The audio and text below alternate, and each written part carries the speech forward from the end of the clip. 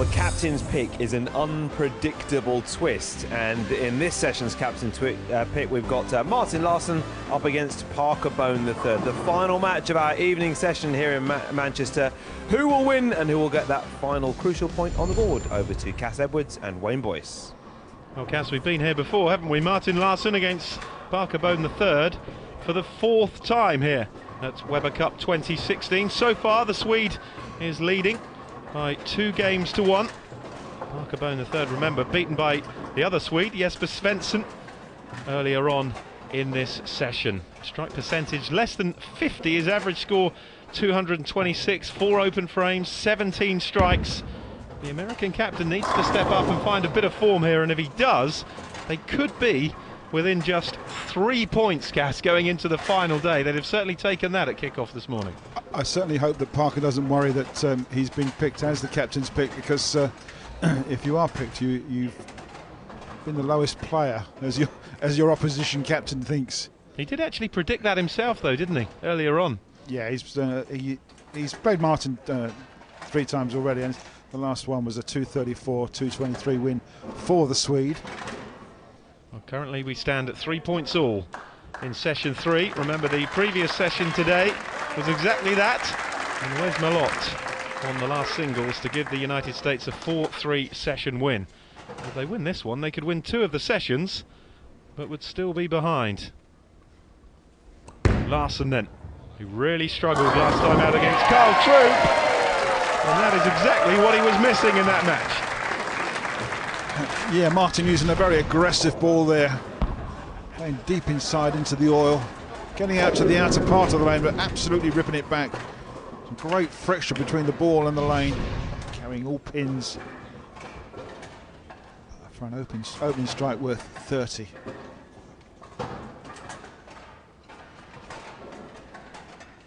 Did actually meet in last year's Weber Cup as well. That was a win for Larsen.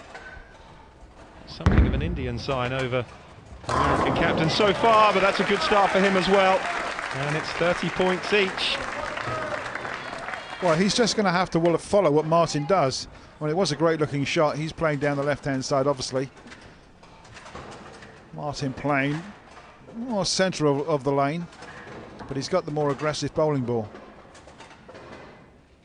If USA do win this game, Cass, and the score goes to 12-9, it's not a good day for Europe, or would they be happy with that?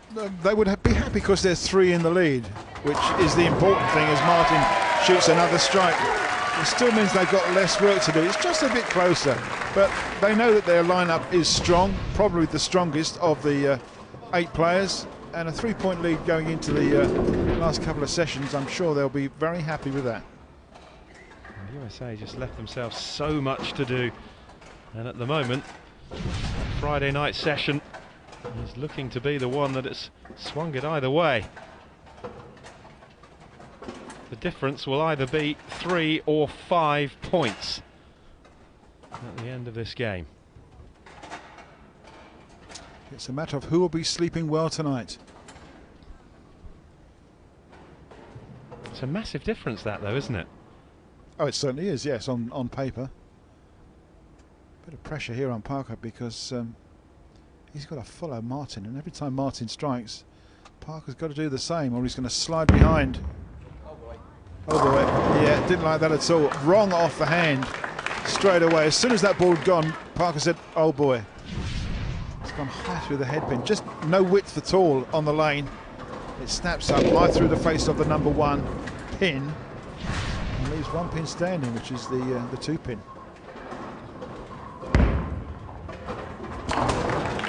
Nice Spurs worth 19. And already he's 11 pins adrift.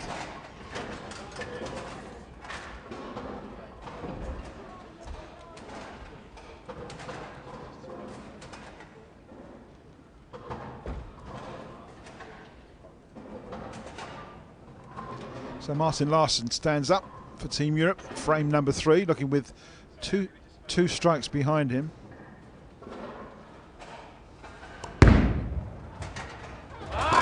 Make that 3 in a row and another 30 pins, and Martin's really got himself locked and loaded here. Could the captain's choice turn around and fight Parker Bohn on the legs? Great looking shot, 3 in a row and 90 pins scored. It's a great response, isn't it, to what happened to him against Carl Troop when he only shot 224, which was the reason that no doubt he's been picked by the USA. Bit of guarding work there for Parker Bohn, just putting some thumb tape into his thumb hole just to make it a little bit tighter, a bit of a sweeter fit for him.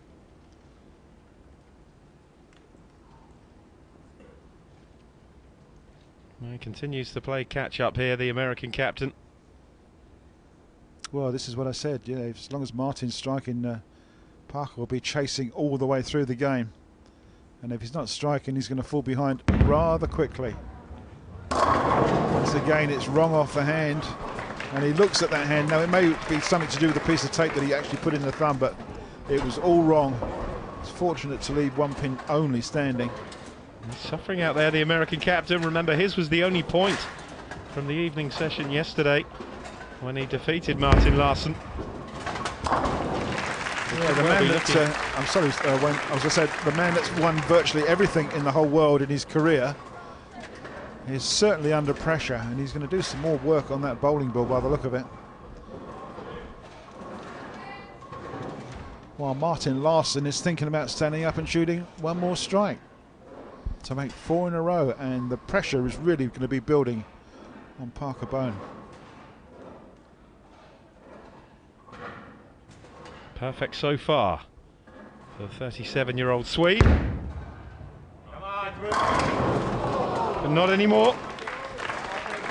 Yeah, just a bit. Unfortunately, the angle was so great going into that 1-3 pocket that the 6 shot out went right round the 10 pin. It was a good looking shot. It's just gone a fraction wide. And there you can see the 6 pin comes off the kickback and doesn't touch the 10 pin.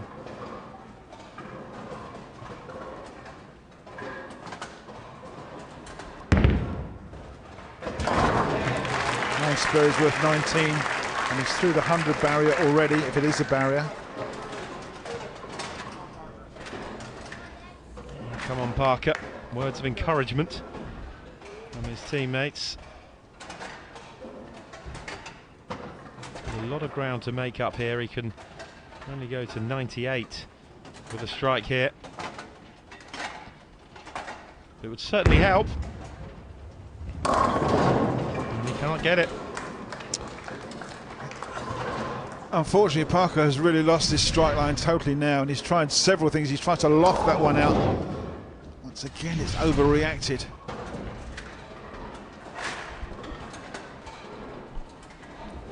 Yeah, and he looks so lined up on practice, but at the moment, you know, he opened with a strike. He's all at sea, totally lost. And of course, this will help Larsen relax even more, seeing that his opponent is struggling. 3 successive spares you can see there from Parker Bohn III. Larsen with a turkey and a 9 spare in his opening 4 frames. Can he get back on the strike trail again? Well, there's your answer. 4 from 5 for Martin Larsen. Certainly must be feeling quite confident now, as you say, 4 from 5, and Parker's only got 1. It's a great looking shot, great reaction in the back end there. Carries all 10 pins.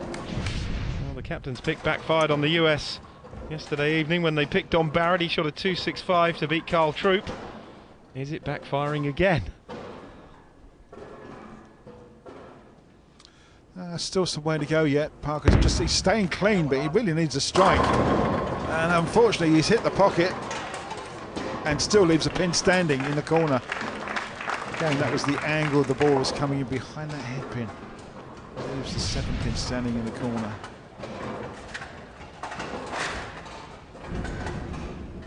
And the 4 pin just doesn't make it. There's a 9 spare with 19 pins, but 19 pins is not enough every frame.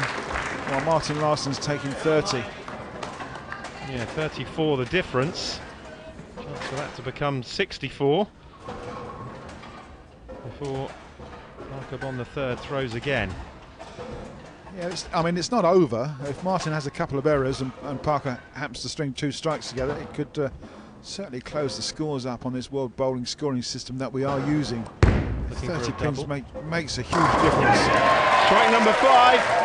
It is a double for Larsen, 169. He moves on to. And Bohn III really does need a strike now. Yeah, very much under pressure. Martin's very much in a comfort zone, playing his A game. And the body language is fantastic. He knows he's on the way to a victory, as long as he keeps the ball in play and does nothing silly.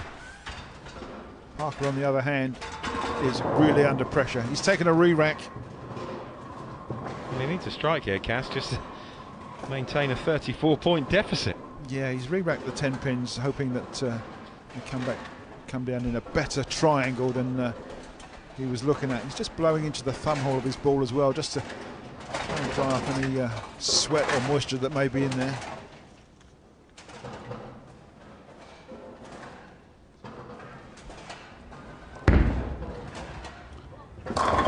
Oh, it's a great shot. I bet he's glad of the re-rack now. 30 pins from Parker. He needs probably another 3 or 4 in a row if he's going to do any damage to Martin Larsen's score. Gets the distance, gets the width, and gets the carry. Great looking shot. And well, there you go. Look at my hands.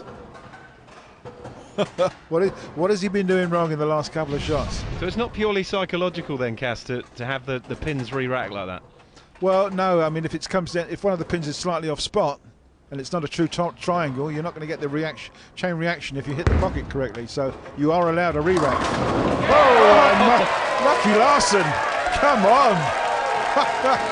Dear oh dear, that ball's crossed the headpin, gone to the left-hand side, and he's taken all 10 pins. Watch this one. Deep inside his mark, it's all wrong. Hits the headpin left-hand side and carries 10. What a lucky man is Lucky Larsen.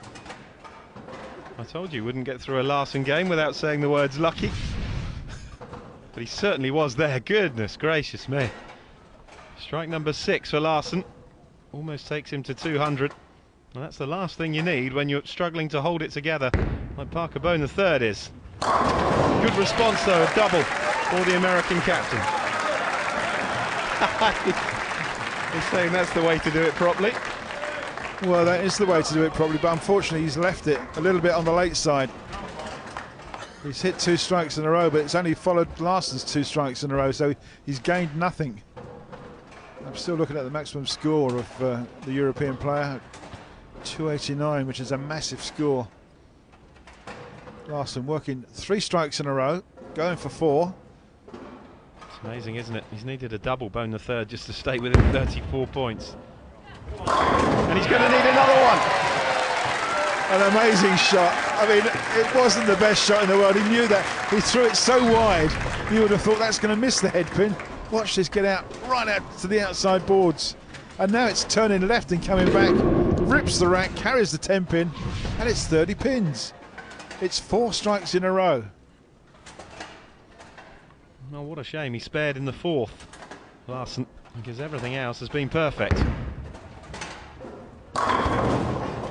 Well, it's unfortunate. Yeah, I mean, he was coming back for 3 strikes in a row, and it wasn't a bad looking shot. The angle left that 7 pin standing, and I think he's resigned himself now. It is all over. With 2 frames to go, I think the white flag has come out.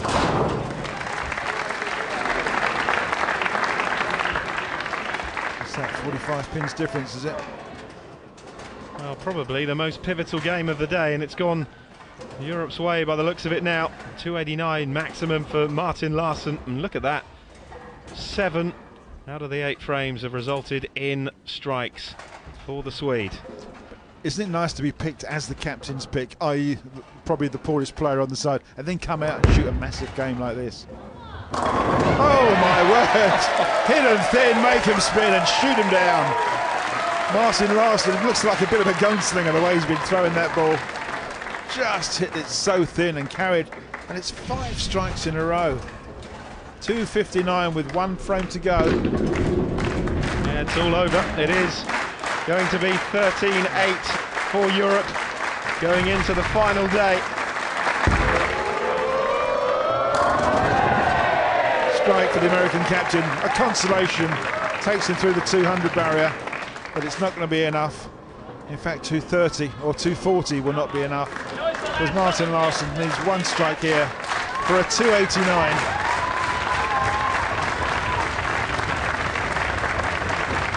Which will be the highest game of the tournament. How about that? Yeah, we had a few 278s, haven't we? The chance for a 289 for Martin Larsen. The captain's pick could well come up with the highest score of the tournament, and it is! And if ever there's been a mistake in the captain's pick, this was it, Cass. Well, I'm afraid Parker Bohn has got something to say, because a 289 as the captain's pick, Martin Larsen shoots the highest game of the tournament. Just one spare short of the magic 300. It's a great reaction from Parker Bohn III, because this will hurt him, this defeat. Well, and the crowd shows a lot of respect for the elder statesman of 10-pin bowling here. Can he finish with a strike? Yes, he can. Great looking shot for a 244, but he's been outgunned, shot out by Martin Larsen. And Cass, how much will this defeat hurt the Americans? Absolutely, they were on the way back, but it's now 13-8. It's 5 points difference going into the fourth session tomorrow. 13-8 then to Europe. All the reaction from the third session coming up right after this break.